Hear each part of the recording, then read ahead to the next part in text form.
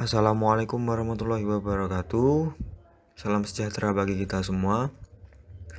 Kepada yang terhormat Mem Apriliani Diah Kartikasari MPD selaku dosen pengampu mata kuliah Pendidikan Kewarganegaraan dan teman-teman saya yang kami banggakan.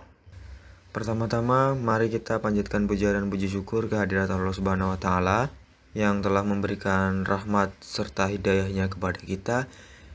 Dan tidak lupa sholawat serta salam tetap tercurahkan kehadirat Nabi kita, Nabi besar Muhammad Sallallahu Alaihi Wasallam.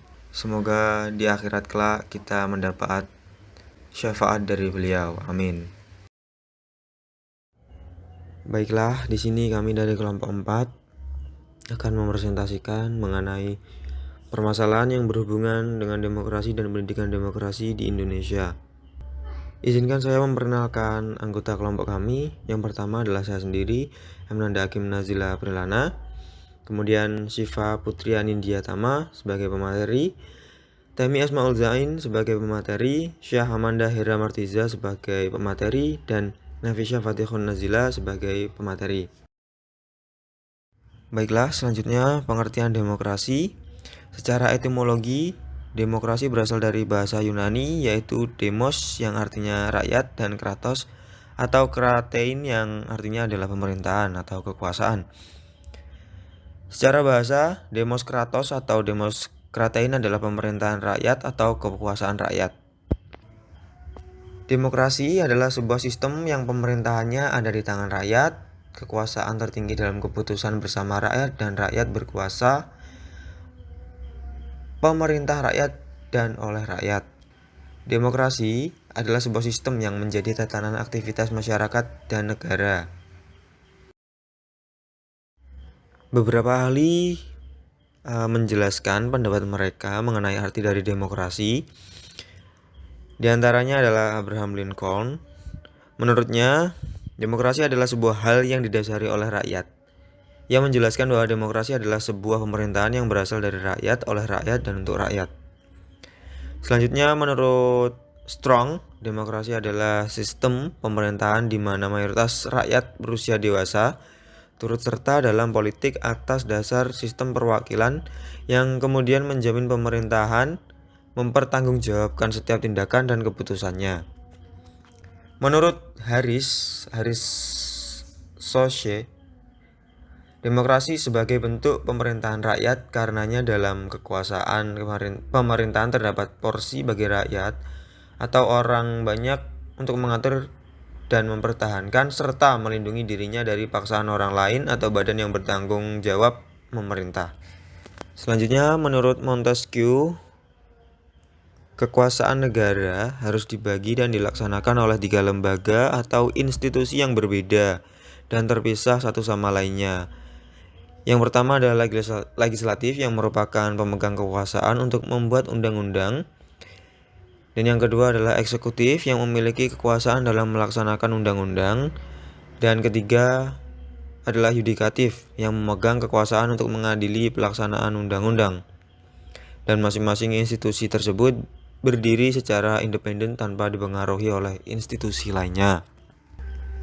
Menurut Avan Gava, demokrasi sendiri dibagi menjadi 2 definisi. Yang pertama, jika diartikan secara normatif adalah demokrasi yang secara ideal ingin diwujudkan oleh negara, sementara secara empiris adalah demokrasi adalah perwujudannya dunia politik.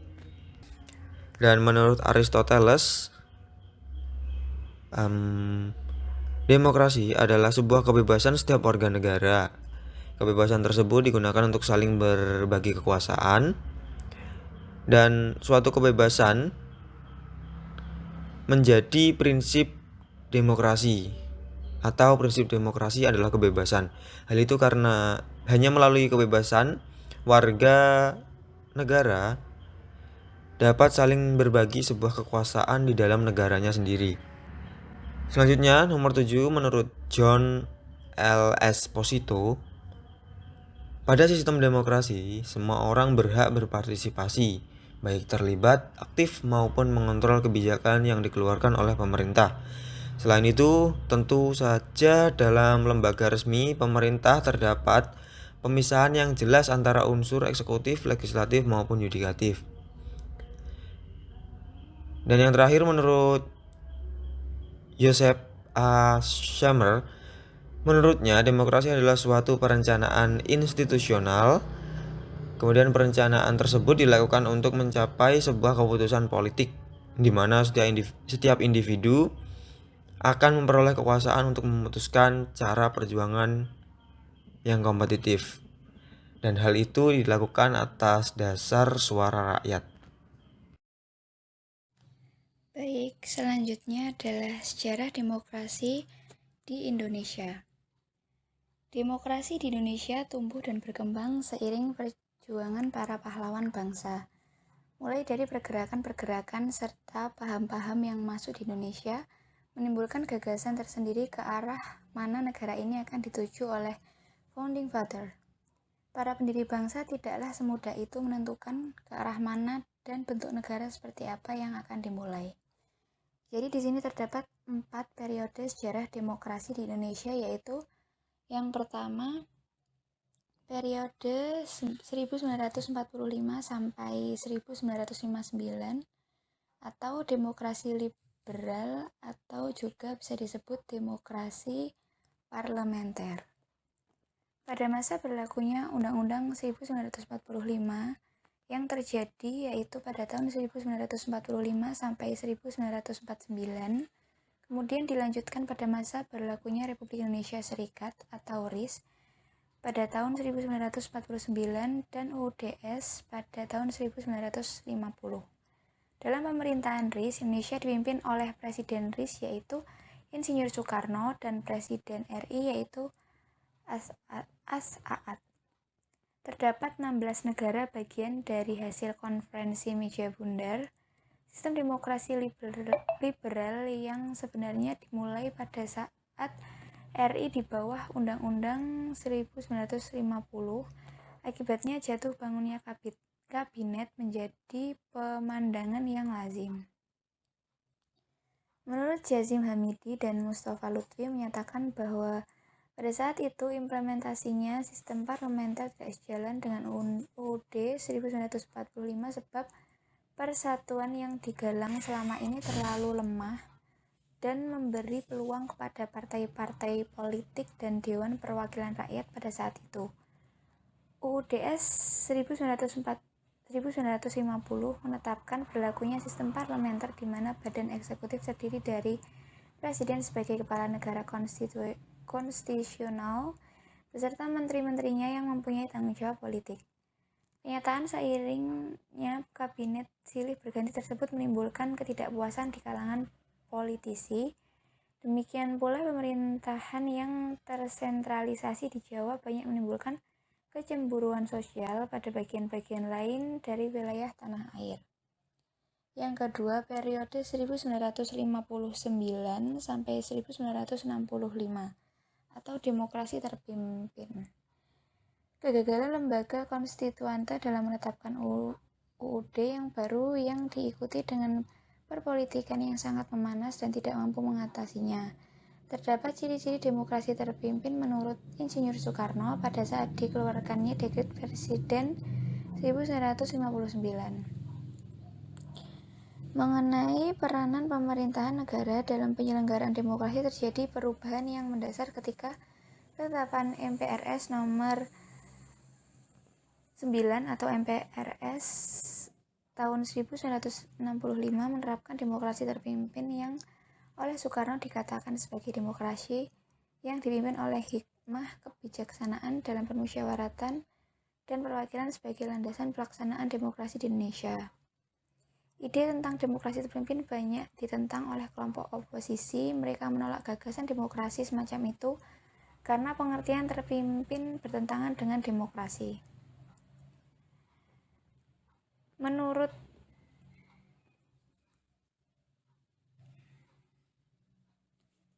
selanjutnya adalah periode 1965 sampai 1998 atau demokrasi Orde Baru. Runtuhnya pemerintahan Soekarno dan digantikan oleh Soeharto tahun 1968. Selama 2 tahun, Soeharto menerima tugas dari Soekarno guna menyelesaikan kemelut pemberontakan Gerakan 30 September atau PKI atas dasar Surat Perintah 11 Maret 1966. Keberhasilan tugas Soeharto menimbulkan kepercayaan MPR sebagai simbol tertinggi perwakilan rakyat untuk mengangkatnya selaku Presiden Republik Indonesia. Pada awalnya pemerintahan Orde Baru di bawah Presiden Soeharto mengedepankan pluralisme dalam menyelenggarakan demokrasi. Dan yang terakhir adalah periode 1998 sampai sekarang atau biasa disebut demokrasi era reformasi. Dalam fase ini bisa terjadi pembalikan arah perjalanan bangsa dan negara Indonesia yang mengantarkan Indonesia kembali memasuki masa otoriter sebagaimana pernah terjadi pada masa Orde Baru. Pernah terjadi pada masa Orde Lama dan Orde Baru yang membuat rakyat Indonesia trauma akan hal tersebut. Terdapat empat faktor kunci sukses dan gagalnya masa transisi reformasi di Indonesia, yakni yang pertama komposisi elit politik, yang kedua desain institusi politik, yang ketiga kultur politik atau perubahan sikap terhadap politik, dan peran civil society atau masyarakat madani. Selanjutnya adalah penyimpangan pada masa demokrasi terpimpin. Jadi yang pertama, Insinyur Soekarno membuarkan DPR hasil pemilihan umum. Yang kedua, DPR menggantikan hasil pemilu. Yang ketiga, penyelewengan di bidang perundang-undangan. Yang keempat, mendirikan badan ekstrakonstitusional. Yang kelima, partai politik dan pers yang menyimpang dari revolusi. Dan yang terakhir, menetapkan Presiden Insinyur Soekarno menjadi presiden seumur hidup. Oke, selanjutnya penyimpangan pada masa Orde Baru. Yang pertama, pemilu yang tidak jujur dan tidak adil. Yang kedua, penegakan kebebasan berpolitik bagi PNS. Yang ketiga, kekuasaan kehakiman yudikatif yang tidak mandiri, karena hakim adalah anggota PNS Departemen Kehakiman. Yang keempat, kurangnya jaminan kebebasan mengemukakan pendapat. Yang kelima, sistem kepartaian yang otonom dan berat sebelah. Yang keenam, maraknya kolusi, korupsi, dan nepotisme atau KKN. Yang ketujuh adalah menteri dan gubernur diangkat menjadi anggota MPR. Kemudian ada demokrasi era reformasi.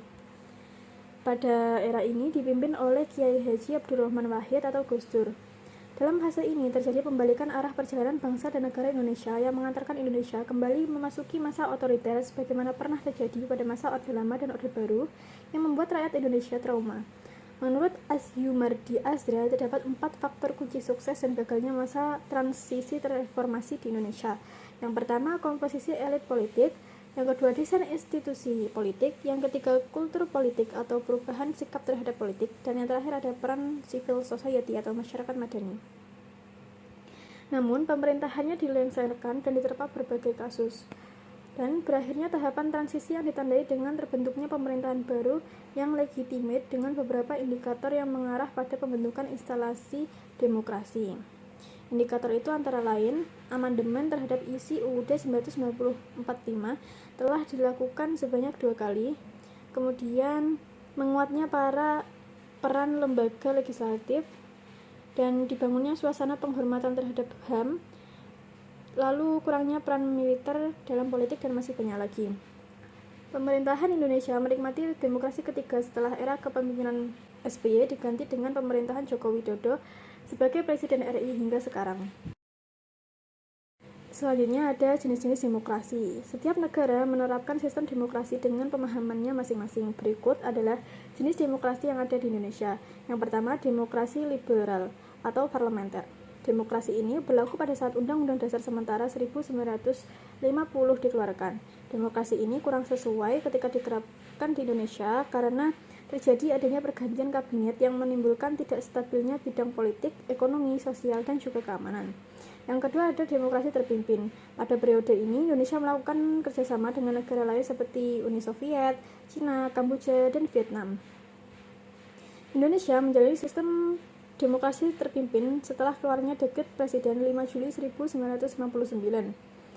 Demokrasi terpimpin kurang tepat diterapkan di Indonesia karena beberapa faktor seperti penetapan presiden seumur hidup, presiden membolehkan DPR diganti DPR GR, kedudukan MPR yang berada di bawah presiden, serta banyak terjadi berbagai bentuk penyelewengan. Yang terakhir ada demokrasi Pancasila. Pengertian demokrasi Pancasila merujuk pada falsafah hidup bangsa Indonesia. Demokrasi Pancasila menurut Nautonegoro berasal dari sila keempat yang menjadi pemersatu Indonesia dan saling berkaitan dengan sila-sila yang lain. Demokrasi Pancasila menurut Djardi Darmodihardjo adalah suatu paham demokrasi yang bersumber dari kepribadian hidup bangsa Indonesia yang wujudnya ada dalam pembukaan UUD 1945. Bahasan yang berikutnya ada konsep demokrasi. Menurut Sunarso tahun 2015 dalam bukunya Membedah Demokrasi, terdapat beberapa konsep penting demokrasi yaitu sebagai berikut. Yang pertama, konsep kewarganegaraan. Kewarganegaraan adalah suatu konsep yang sebenarnya belum berumur panjang. Konsep ini dalam versinya yang modern berkembang secara bertahap dalam praktik, wacana, dan pemikiran bersamaan waktu dengan tumbuh dan berkembangnya negara-negara bangsa dan pencarian format hukum nasional yang lebih berkepastian. Yang kedua, ada karakteristik warga. Karakteristik warga dimaksudkan adalah bahwa para warga itu adalah manusia-manusia bebas, dalam arti tidak terikat oleh peraturan hidup yang datang dari luar kolektifannya sendiri yang otonom, melainkan oleh kehendak-kehendak bebasnya sendiri, yang boleh dibatasi hanya atas dasar kesepakatan-kesepakatan dengan sesamanya. Manusia juga didefinisikan sebagai bahwa para warga itu mengaku dan saling mengakui kesamaan derajat dan persamaan martabat sesama warga yang juga sesama manusia dalam setiap kegiatan politik, berkebangsaan, dan bernegara. Kemudian yang ketiga ada political citizenship. Konsep yang menekankan arti penting terwujudnya eksistensi para warga sebagai insan politik yang tak hanya memperoleh jaminan perlindungan hak, akan tetapi juga ada jaminan termanfaatkannya hak-hak para warga, terakuinya hak-hak asasi yang mereka miliki untuk berperan serta dalam setiap kegiatan politik. Dalam political citizenship ini terdapat tanggung jawab moral para warga untuk tidak menyia-nyiakan hak asasi. Bahasan yang berikutnya ada ciri-ciri demokrasi. Demokrasi diselenggarakan dengan tujuan agar segala kebutuhan maupun kesejahteraan rakyat dapat terpenuhi secara baik dan benar. Kebijakan negara dapat diambil berdasarkan aspirasi serta keinginan masyarakat secara umum. Dengan menentukan kebijakan sesuai dengan keinginan masyarakat, dalam suatu negara demokrasi akan tercipta kepuasan rakyat. Sebuah negara sendiri dikatakan telah menerapkan sistem demokrasi jika telah memenuhi ciri sebagai berikut.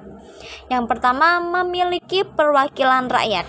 Indonesia sendiri memiliki lembaga legislatif yaitu Dewan Perwakilan Rakyat atau disingkat DPR yang telah dipilih melalui pemilihan umum, sehingga urusan negara, kekuasaan, dan kedaulatan rakyat kemudian diwakilkan melalui anggota DPR. Kemudian yang kedua, keputusan berlandaskan aspirasi dan kepentingan warga. Seluruh keputusan yang ditetapkan oleh pemerintah berlandaskan pada aspirasi dan kepentingan warga negaranya dan bukan semata-mata kepentingan pribadi atau kelompok belaka. Hal ini sekaligus mencegah praktek korupsi yang merajalela. Kemudian yang ketiga ada menerapkan ciri konstitusional. Hal ini berkaitan dengan kehendak, kepentingan atau kekuasaan rakyat, di mana hal tersebut juga tercantum dalam penetapan undang-undang. Hukum yang tercipta pun harus diterapkan secara seadil-adilnya. Kemudian yang keempat, ciri yang keempat yaitu menyelenggarakan pemilihan umum. Pesta rakyat harus digelar secara berkala hingga kemudian terpilih perwakilan atau pemimpin untuk menjalankan roda pemerintahan. Yang kelima atau yang terakhir terdapat sistem kepartaian. Partai ialah sarana atau media untuk melaksanakan sistem demokrasi. Dengan adanya partai, rakyat juga dapat dipilih sebagai wakil rakyat yang berfungsi menjadi penerus aspirasi. Tujuannya agar pemerintah dapat mewujudkan keinginan. Bahasan yang berikutnya ada tujuan adanya demokrasi. Secara umum, demokrasi dibentuk dengan maksud dan tujuan agar terciptanya keteraturan dalam kehidupan bermasyarakat, mengedepankan kepentingan publik dan mengharapkan negara berdiri dengan rakyatnya yang adil dan makmur. Selain itu, dalam demokrasi mengutamakan konsep kebebasan berpendapat bagi seluruh rakyatnya, sehingga diharapkan segala aspirasi dapat tersampaikan. Dengan konsep demikian, menurut Fauzan Trinugroho tahun 2022 dalam artikelnya menyebutkan beberapa tujuan dari terbentuknya demokrasi, antara lain 1. Kebebasan berpendapat. Tujuan utama demokrasi adalah memberi kebebasan dan berpendapat dan berekspresi. Negara yang menganut sistem pemerintahan demokrasi di mana rakyat bebas memberikan pendapat dan menyuarakan aspirasinya. Yang kedua, ada menciptakan keamanan dan ketertiban. Adanya demokrasi bisa menciptakan keamanan, ketertiban, dan ketentraman di lingkungan masyarakat. Demokrasi akan menjamin hak-hak setiap warga negara dan mengedepankan musyawarah untuk memecahkan solusi. Yang ketiga, tujuannya adalah membatasi kekuasaan pemerintah. Kekuasaan tertinggi negara yang menganut sistem pemerintahan demokrasi ada di tangan rakyat. Hal ini berarti rakyat berhak memberi aspirasi dan kritik kepada pemerintahan. Sistem pemerintahan demokrasi juga bertujuan membatasi kekuasaan pemerintah agar tidak menimbulkan kekuasaan yang sewenang-wenang. Adanya demokrasi diharapkan bisa menciptakan pemerintah yang bertanggung jawab. Kemudian tujuan selanjutnya yaitu mendorong masyarakat aktif dalam pemerintahan. Demokrasi sangat mengedepankan kedaulatan rakyat sehingga rakyat akan dilibatkan dalam setiap proses pemerintahan. Maka itu rakyat didorong aktif terlibat dalam bidang politik guna memajukan kinerja pemerintahan negara tersebut. Kemudian yang terakhir adalah mencegah perselisihan. Dalam suatu demokrasi, setiap masalah atau konflik yang terjadi akan diselesaikan dengan musyawarah. Dengan menganut sistem demokrasi, harapannya bisa mencegah perselisihan antar kelompok dan dapat menyelesaikan segala masalah. Pendidikan demokrasi. Pendidikan kewarganegaraan juga mengenalkan nilai-nilai demokratis seperti toleransi, saling menghormati, dan kerjasama. Demokratisasi pendidikan diartikan sebagai proses pendidikan yang dilaksanakan sesuai dengan cita-cita dan kehendak masyarakat. Setiap orang berhak untuk berpikir dan menyampaikan pemikirannya tersebut. Dalam arti ini, konsep kebebasan sangatlah penting di dalam masyarakat demokratis. Pendidikan harus diarahkan ke praksis pembebasan. Selanjutnya, untuk permasalahan demokrasi dibagi menjadi dua, yaitu permasalahan dalam pemerintah dan permasalahan dalam pendidikan.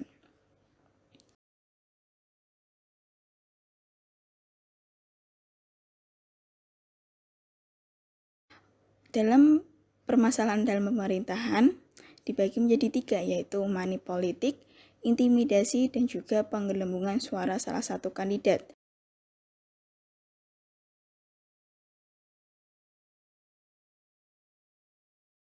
Permasalahan dalam pendidikan dibagi juga menjadi tiga, yaitu rendahnya partisipasi masyarakat, rendahnya inisiatif kebijakan yang kurang demokratis, dan juga tantangan kehidupan global.